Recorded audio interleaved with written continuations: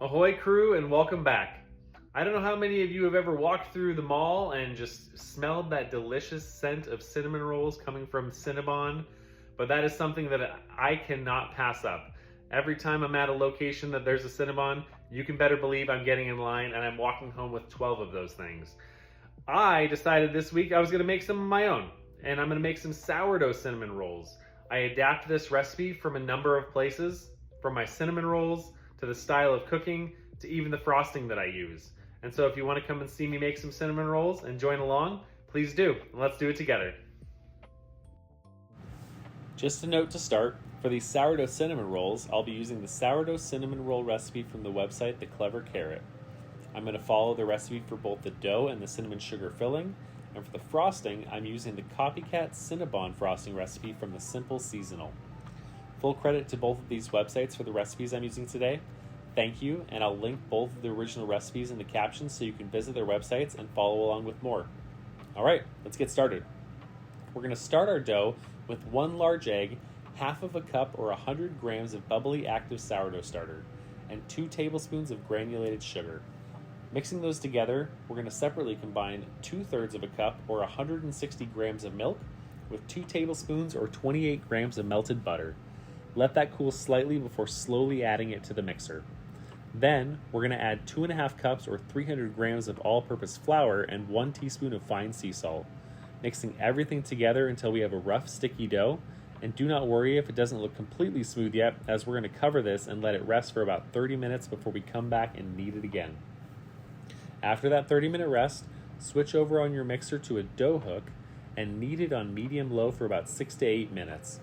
We're looking for a soft, supple dough that begins pulling away from the sides of the bowl, and then we're going to transfer that dough into a generously buttered bowl with plenty of room for it to expand, covering it tightly with plastic wrap to let it rise overnight until doubled in size.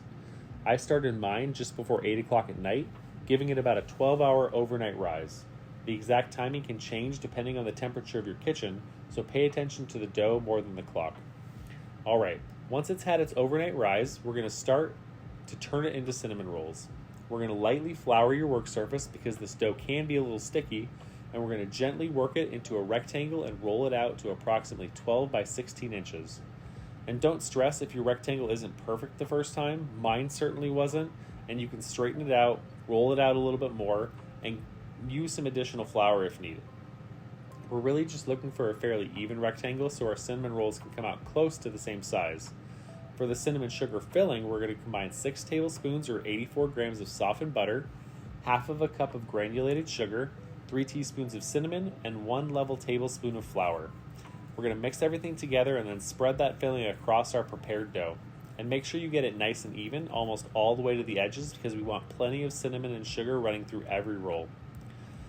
Alright, now starting along the long side, we're going to roll the dough tightly all the way across until you have a nice uniform log. Take your time and keep everything snug as you go, pressing down after each roll. Since we've got approximately 16 inches, I'm using a measuring tape and I'm going to mark the dough every 2 inches so we end up with 8 fairly even cinnamon rolls.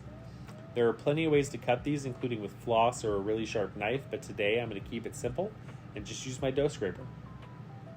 I'm going to line a 9-inch springform pan, or whatever pan you have available that can fit these, and I'm going to line it with parchment paper, giving it a little bit of cooking spray. And then placing each of our 8 cinnamon rolls into the pan, I'm going to cover them and let them rest for about 1 to 2 hours for their final proof.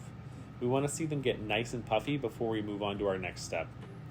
Once they finish that final rise, I'm adding something a little extra.